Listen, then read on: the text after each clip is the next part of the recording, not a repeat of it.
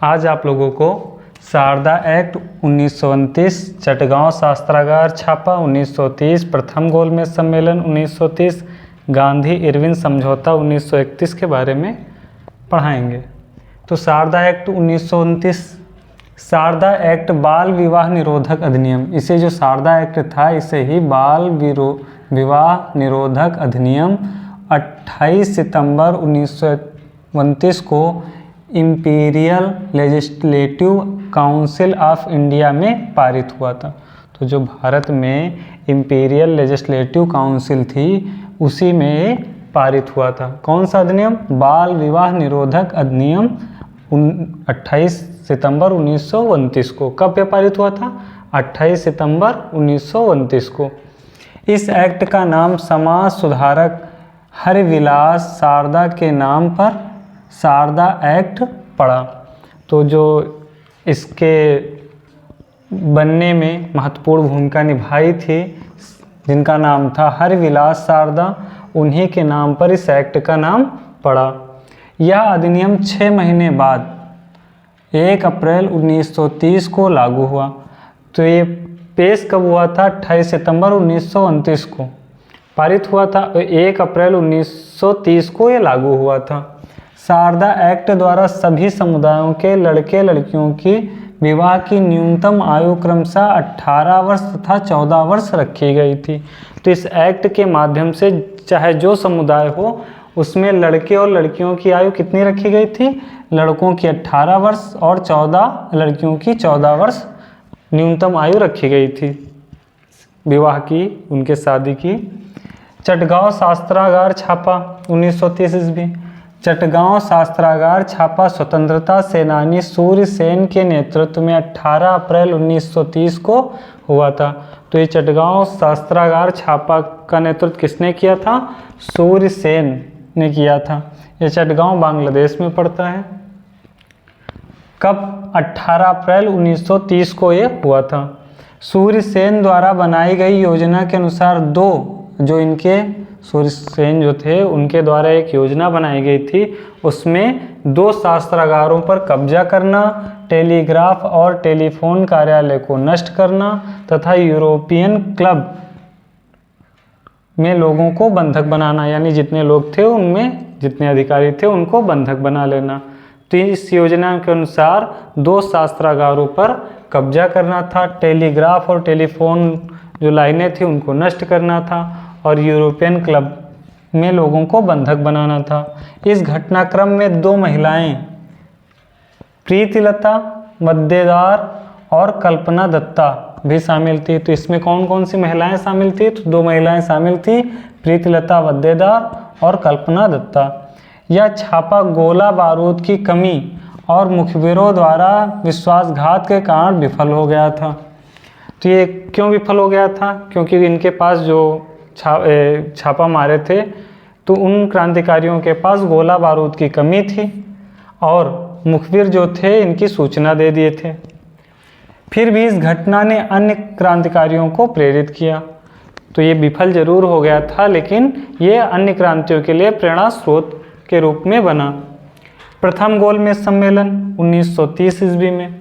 प्रथम गोलमेज सम्मेलन का आयोजन 12 नवंबर 1930 से 19 जनवरी 1931 तक लंदन के सेंट जेम्स पैलेस में किया गया। तो इसका आयोजन कहाँ किया गया? लंदन में। प्रथम गोलमेज सम्मेलन का आयोजन कहाँ किया गया? लंदन में। कब? 12 नवंबर से 1930 से 19 जनवरी 1931 में, यानी 1930 में लास्ट नवंबर में 12 नवंबर से और जनवरी अगले साल तक 19 जनवरी 1931 तक चला। लंदन में कहाँ? सेंट जेम्स पैलेस में।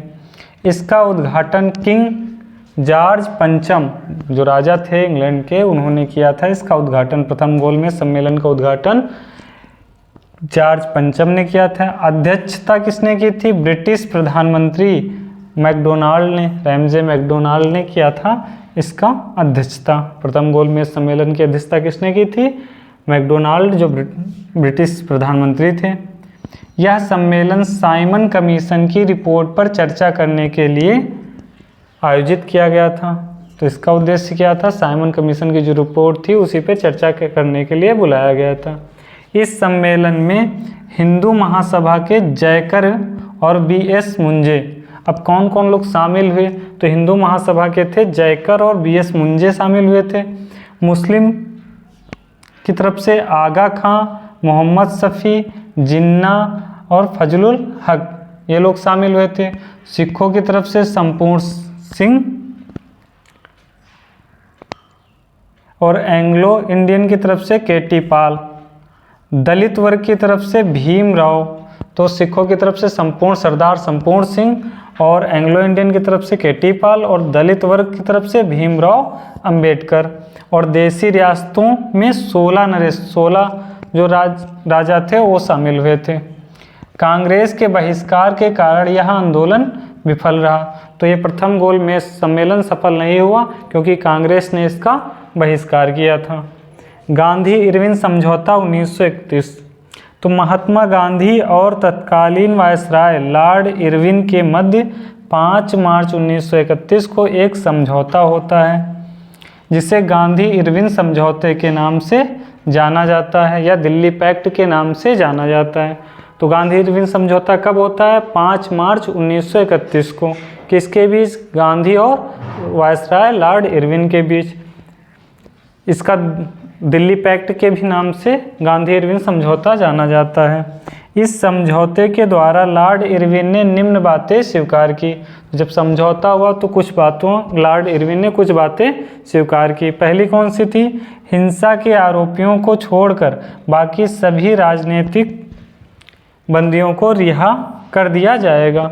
तो जितने भी बंदी हैं जो हिंसा के आरोपी थी उनको छोड़कर सबको रिहा कर दिया जाएगा।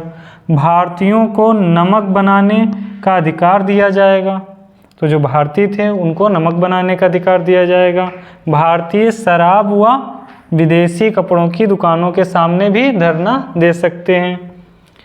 आंदोलन के दौरान त्यागपत्र देने वाले लोगों को पद वापस दिए जाएंगे। तो जितने लोगों ने आंदोलन के दौरान पद छोड़े थे उन सभी को वापस पद दिए जाएंगे, यानी उन पदों पर दोबारा रखा जाएगा।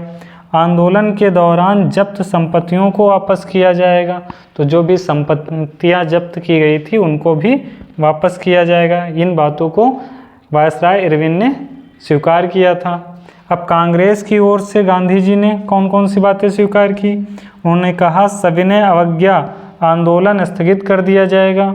कांग्रेस द्वितीय गोलमेज सम्मेलन में भाग लेगी, प्रथम में नहीं लिया था। तो इन्होंने गांधी इरविन समझौते में स्वीकार किया कि हम सविनय अवज्ञा आंदोलन को स्थगित कर देंगे, कांग्रेस के द्वितीय गोलमेज सम्मेलन में भाग लेंगे और कांग्रेस ब्रिटिश सामान का बहिष्कार नहीं करेगी और गांधी जी पुलिस की जातियों की जांच की मांग को छोड़ देंगे।